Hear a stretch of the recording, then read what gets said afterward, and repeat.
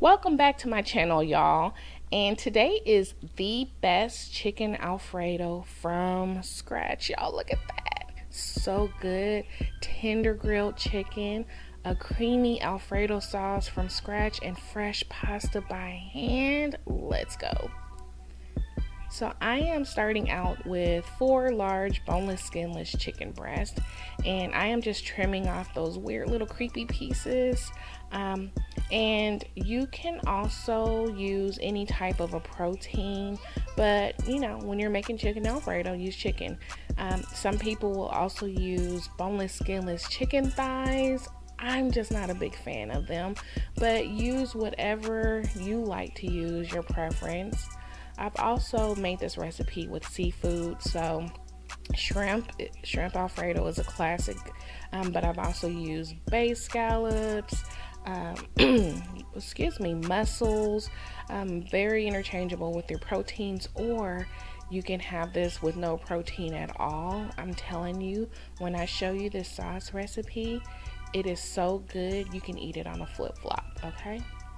So right now I am just filleting the chicken breast. This is going to help it be more tender and juicy, and so I am just cutting at the large part of the breast, and then I will place my hand on flat and then just guide the knife through the rest of the fillet.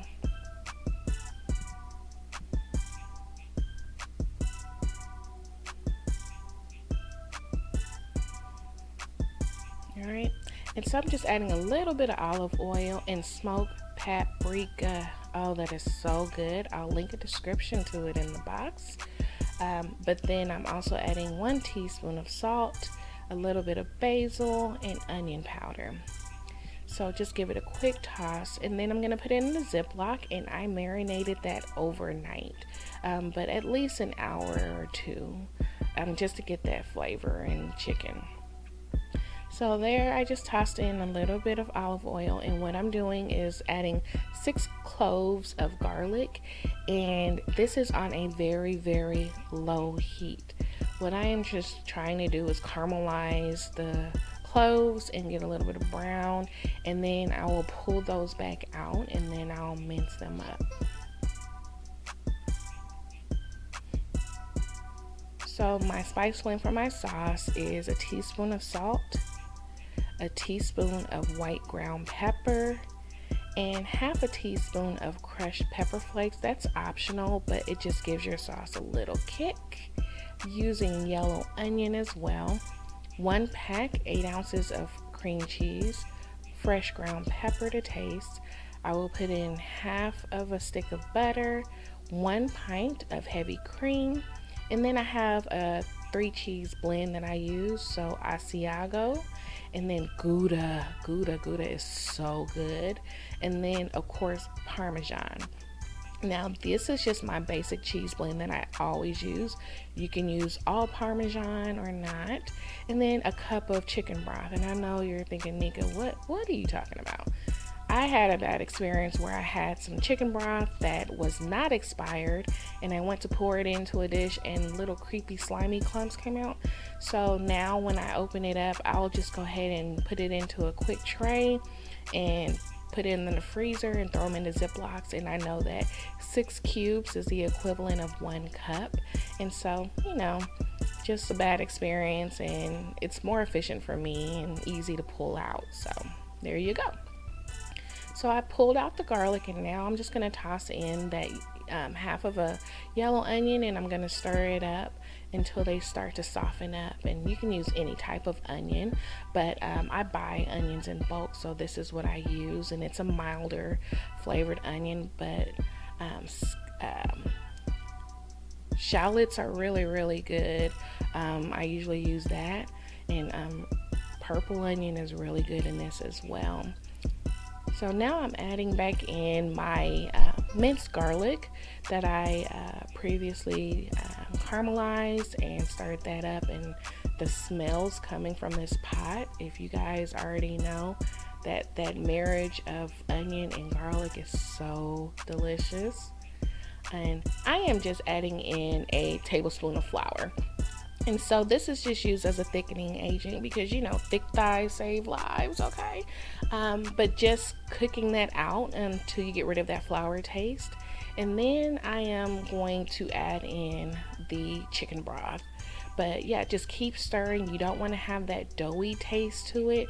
So make sure that all of your flour has absorbed into that mixture and just keep stirring. So this is going to be a interactive sauce in the beginning.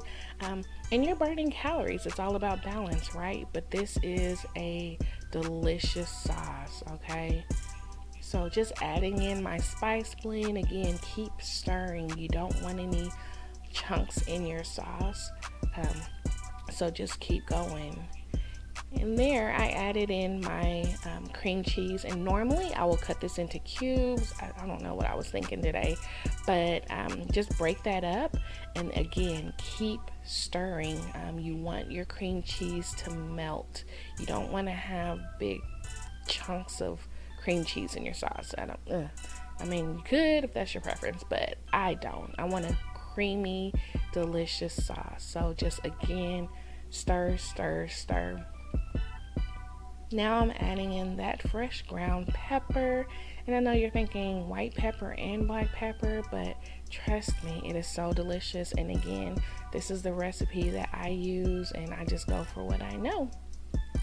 So adding in about half of the heavy cream. Again, 1 full pint of heavy cream is used in this recipe. And if you're dieting or watching calories, just watch from a distance and let us be great, okay? So now I am adding in my 3 cheeses. And again, super interchangeable, but the stinkier the cheese, the better the sauce, okay? That is just my motto.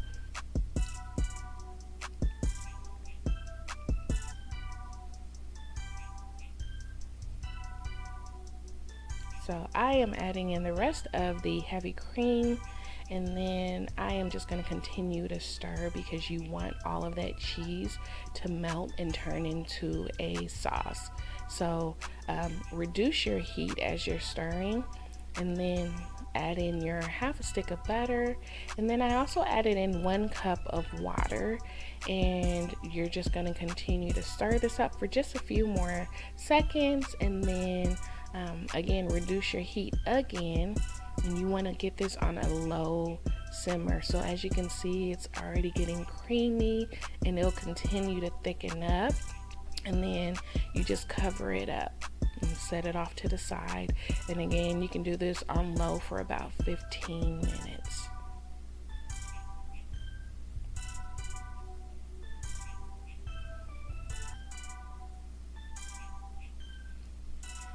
So now it's time to play with pasta. So 2 cups of all-purpose flour, 3 eggs, 1 teaspoon of salt, and 4 tablespoons of water, and then also another tablespoon of olive oil. So I know you're thinking, what are you doing? I saw this on TV on a Food Network one day, I'm sure, and I'm like, I'm gonna be fancy. I'm gonna impress y'all, and just do it the way they do. Do it the way the professionals do, because after all, I'm a professional. No, I'm not a professional, y'all. I made a mess. So y'all just bear with me.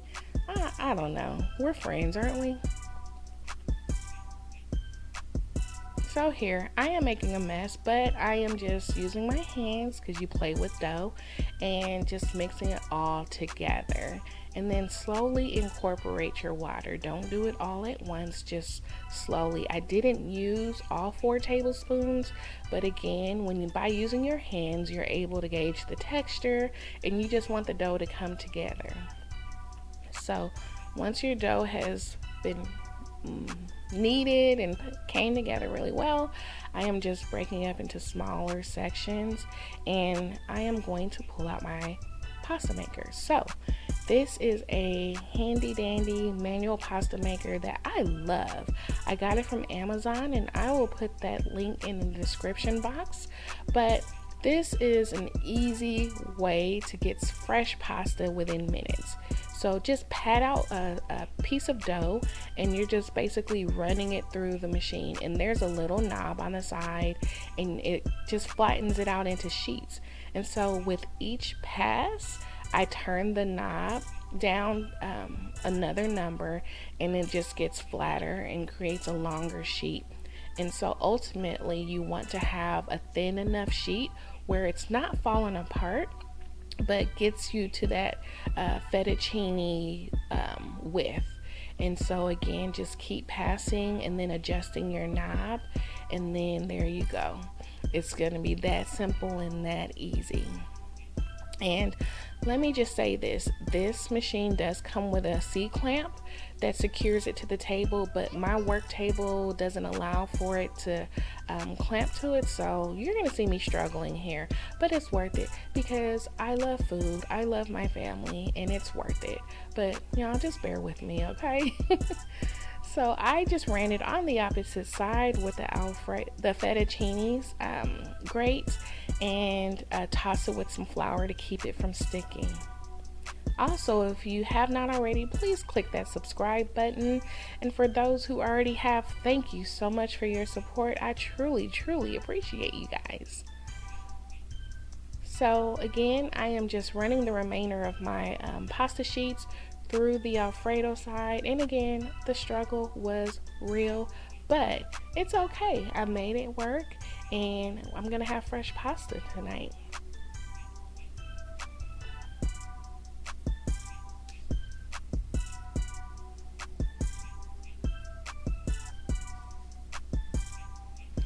Now I will say this machine also has another section just right in front. I don't know if you can see that, but you can also make spaghetti noodles with this machine. So 2 different styles of pasta. You can also make lasagna noodles with this.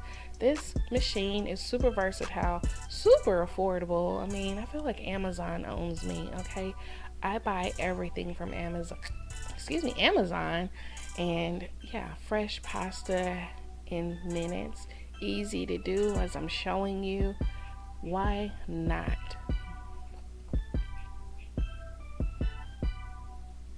Again, make sure to add flour in between all of your pastas just to keep them from sticking together, because I made the mistake and set them off to the side, and I had a big clumpy mess. It just looked like, I don't know, a brain, okay? Pasta brain, okay?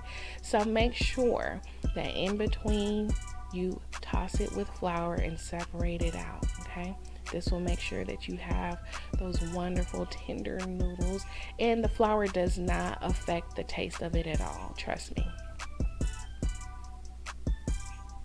All right, so all done. Just gonna toss this last little bundle, and then what I'm gonna do is set it off to the side. I'm not ready to cook it yet, but again, it takes just 2 minutes, so I'm just gonna set it off and cover it up just to keep it from drying out. Even though it has flour on it and I know it's a dry pasta, you still just want to keep it covered until you're ready to use. So now I've pulled out those marinated chicken breasts that we did yesterday, and I am using my indoor grill. So I got this during Black Friday last year, and I love this, okay? This grill is so amazing, especially in the wintertime up here in Minnesota. You can't get outside and grill, and so adding that smoked paprika and throwing on some meat or fish and using this grill is so quick and easy, and the meat comes out tender and juicy every time. But look at these grill marks, y'all. Come on. I highly recommend investing in this grill. I will include a link in the description below, but this has a flat griddle, and you can make breakfast and eggs and pancakes too. And look at that surface space. 4 large chicken breasts at one time. I'm telling y'all, this is the best. So go ahead and check it out if you haven't already.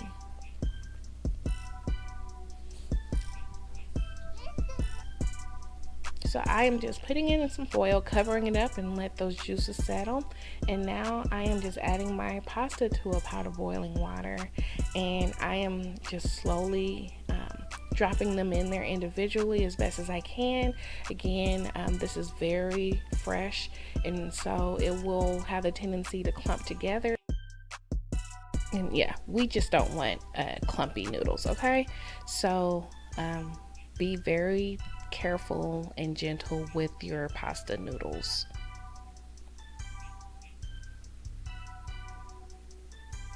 So just a light toss, again, trying to prevent any sticking or clumping together. And y'all, look at my sauce. This has been simmering on low, and it is so creamy and so good. You literally can just eat it with a spoon, okay? It is that good. Birds holy who.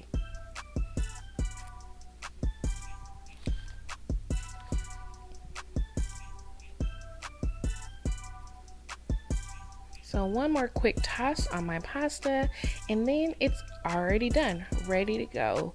Again, this is a quick and easy recipe, and your pasta's done in 2 minutes.